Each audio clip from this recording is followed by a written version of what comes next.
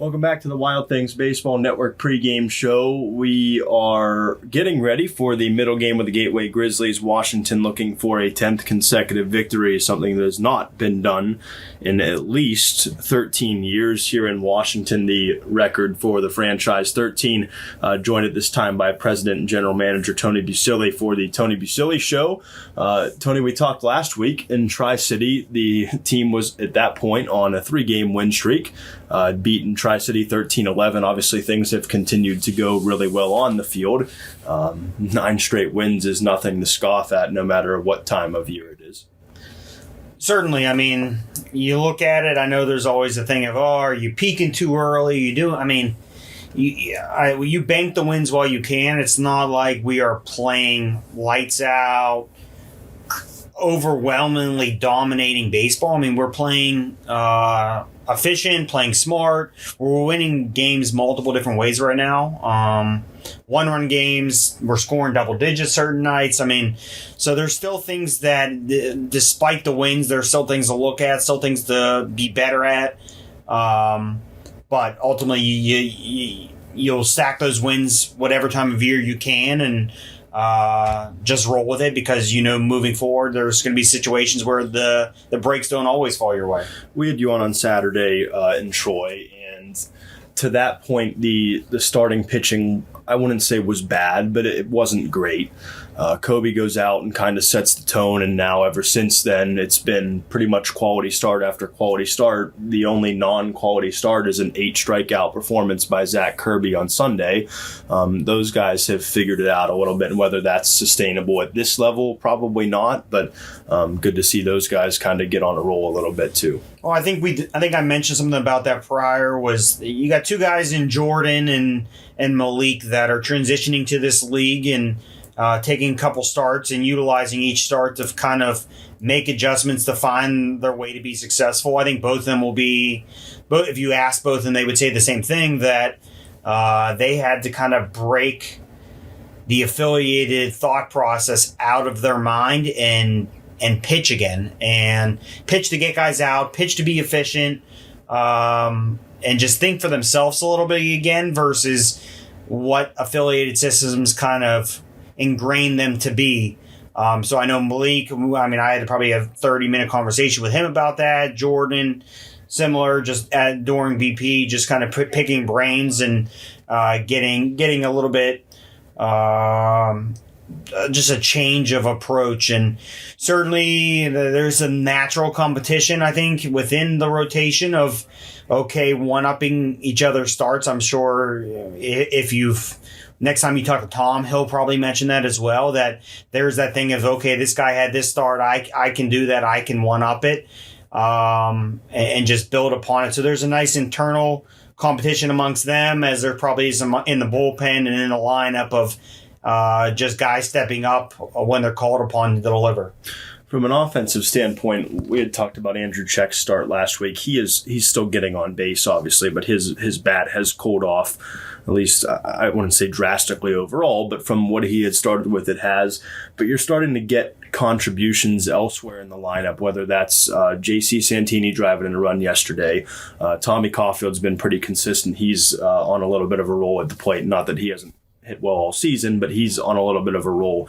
Other guys that are making contributions, and I think there's also probably, you talk about that mentality coming out of affiliated ball. Maybe there is that for some of the hitters too, trying to make adjustments to what the league's trying to do to them. This year, Ovaez comes to mind, a guy that has struggled out of the gate.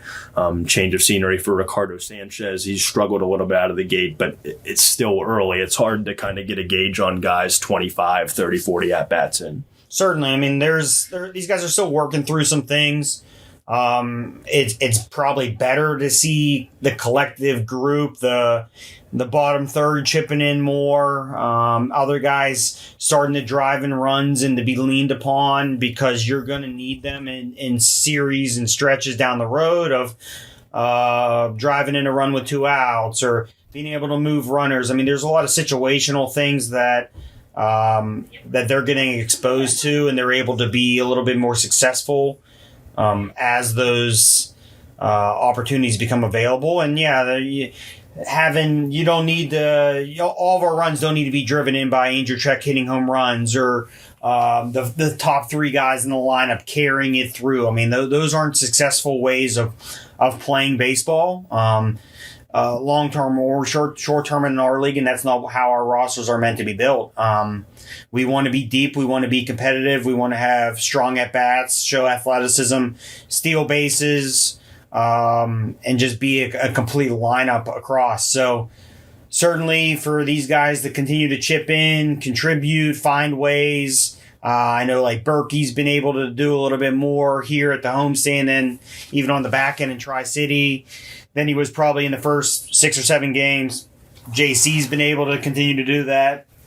Carson's been able to do that after, I think that Tri-City series kind of sparked him going a little bit.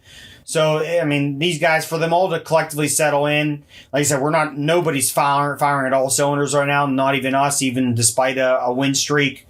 So we just continue to roll with it, take it game by game, and see who kind of steps up for game 2 of this series. To be able to stack those wins, though, you mentioned not firing on all cylinders, to be able to stack those wins here early in the year. And I think a product of a good team is winning when maybe you're not at your best and still finding ways to get it done, which early in the year, that's going to help you going down the road. I've always leaned on, I guess, 2 approaches of it is the team holding each other accountable. That there's nothing that myself or the coaching staff, it's received one way. When we ask the players to hold themselves accountable, it's a lot different when their teammates, there's that mutual respect amongst teammates that, okay, I need to be responsible for these other guys in the room with me. I need to play hard for them. I need to situationally move a runner or hit a sac fly for the group here versus just going out there and trying to play for themselves. Not saying anybody's selfish about it, or we've had selfish players in the past, but when that collective of buying in, playing together as a team, that goes a long way. And I think the staff will be the first one to say, is this group really wants to win? That's something that you can't manufacture, you can't force. There needs to be that buy-in that we need to do what we can to win, and winning for each other is important. That's something that I try to hit on every year. It's always received different ways of, okay, do you actually want to win together, or are you just taking that lip service for what it is? The teams that we've had that have been really successful, I think that they've had that individual desire to push each other to want to win. So fortunately, that's something that they've all accepted right now, and you ask for it to continue. You try not to rock the boat too much so it continues, and allow the gained experience of finding ways to win to be something that they can lean upon the rest of the way. Just from a depth standpoint, though, this is, I think, a good situation to have early in the season where guys that are playing right now, not to name any names, but guys that are playing right now maybe weren't in the line of sight as being everyday guys going into camp or coming into opening day and these first couple of weeks. Jalen Miller goes down before the season starts. He was projected to at least be the everyday second baseman. Wagner Lagrange has missed every game since the first 3 here at home. So to be able to do what this club's doing without, arguably 2 of your best hitters, 2 of your most important players to the roster, is that only as good things going forward too, I think, from a bench standpoint. There's no really way to replicate game reps. There's no doubt that Jalen and Wagner are middle lineup bats for us and probably for any team in the Frontier League. They are all-star caliber players, and when situations or injuries pop up, it's an opportunity for somebody else, and guys have kind of stepped up to it and shown what they can do and how they can contribute, and it gives you a little bit more of comfort that, okay, if something else happens, we have capable guys off the bench that can drive in runs, and sure, nobody's expected to come in and fill shoe for shoe for a player, but to know that these guys can take the necessary steps to contribute to be part of a winning program, that is more reaffirming than saying, hey, do we need to go on the outside and add to somebody if something would happen, the plug and play stuff. So what we've seen has been promising. There's always room for growth. I don't think anybody's 100% happy with every at bat, every game they played. There's been situations across the board to clean up and to still strive for hitting on all cylinders and playing those complete games. But every day has its own challenge. Every day has their own matchups, and try to still shake some things out, see who's going to earn more playing time, see who's going to work into certain different roles. And as guys get healthy, we'll cross that bridge when we get there. But right now, our singular focus are continue to take series and put ourselves in good spots the rest of the way. From a business standpoint, this week has been pretty good. We had talked about on Saturday the excitement for Grand Slam School Day. That was an excellent crowd. The Wednesday crowd with the first senior slugger program, real good crowd. Same thing last night or Thursday night with the Brew Crew, another good fireworks crowd. There's a giveaway tonight. Hopefully the weather is going to hold off for us, but another successful week in terms of promotions, and even early in the season seeing some pretty big crowds here. I think that was something we talked about probably in April as we circled this year that said just with some unique promotions, adding the Grand Slam School Day, just a lot of other outside interests of groups and picnics and companies. We felt like this was going to be probably the largest May we've had probably in the last 10 years at least. May's always usually a unique struggle just with weekdays and kids being in school and holidays, Memorial Day weekend, graduate. I mean, all these things go on, and but our numbers and things we had trending were really, really strong. And I think what we've seen this week is that this is going to be the strongest month of May that we can remember, and allow that to carry into June and July and let those weekends really explode. And I think there's a lot of genuine interest in what we're doing, and playing well helps, and the memories we're able to create. I see people engaging with all the photos that we take for our crowds and stuff on social media, and the interacting with the players, signing autographs, our merchandise sales. I mean, you look at across the board, it's all trending even probably bigger than what we expected going in.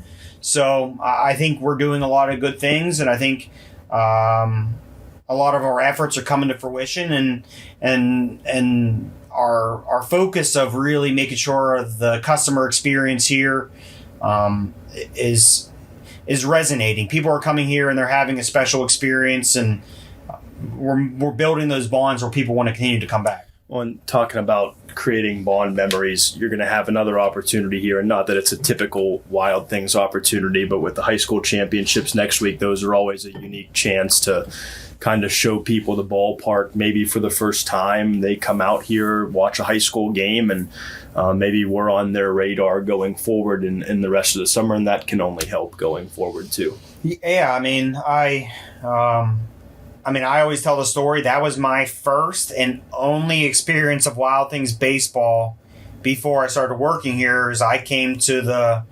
2005, 2006, I remember 2005, 2004 WPO baseball championships here with Neil Walker. I still have that memory to my day when Neil Walker played here. I sat on the third base line, probably 3 or 4 rows up on the third base dugout or on the third base side, and that was my experience of Wild Things Park, Wild Things baseball before I started working here. So it's not all about, sure, there'll be memories made, there'll be trophies lifted. Winning those titles will be something that these players hold on to, or the families or the fans will hold on to for the rest of their lives. But that's always going to tie into us and the ballpark, that vision of winning here. It's always going to be attached to us. So there's always value in that long-term, short-term. Sure, there's going to be fans here that experience us for the first time, see the ballpark, the intimate opportunities that just sitting so close to the field, the professional baseball field, like right on top of the playing surface and just kind of what that's like. Sure, there'll be people who come back and join us in the summer.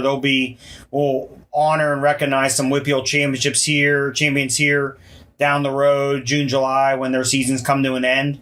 But we tangibly try to create those memories that people can tag along and hold on to, just playing in Whitfield here, and you'll never be able to shake kind of what those 2 days will end up playing out for everybody. It's also, there's some argument about the hosting those championships that makes them, it just helps us to be a continued community staple, and having that contract that was renewed through 2027, I think, is important for this organization and for the local area.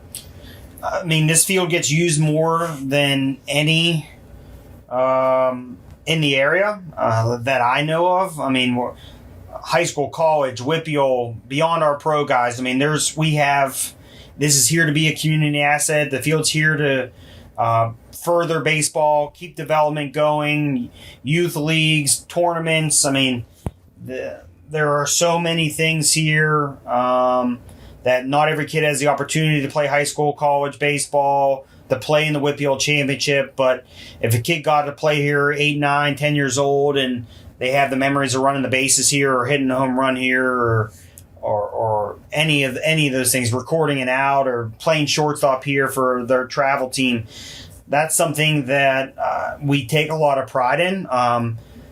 Not every kid has the opportunity to say that they've done that on a professional field. So just to actually have that connection for them and their family goes a long way. That community connection, that community focus is something that we take a lot of pride in. A lot of our sponsors, a lot of our groups, there's so many people that really feel attached to what we do because of the community first steps we take, and Whitfield is a big part of that. Wild Things Baseball is a big part of that, and all the events we host here just kind of tie it all together. So we're glad to kind of use this platform to be a placeholder for them and something special in their lives or in their parents' lives or their grandparents' lives that just come back to this field. And whenever they come back here, it brings back that immediate thought and that time that they spent here. So, that's why it's here. It's here to be a community asset and hopefully here for many years to come. It's a few minutes before gates open as we record this, so that will wrap up the Tony Buccilli show for this week here on the Wild Things Baseball Network pregame show, as well as our Into the Wild podcast pages. Tony's getting ready to go put on a show again. He's back on the music, baby. Let's go. We will catch you in just a couple of minutes here as our pregame show continues on the Wild Things Baseball Network, Flow Baseball, and MixLR.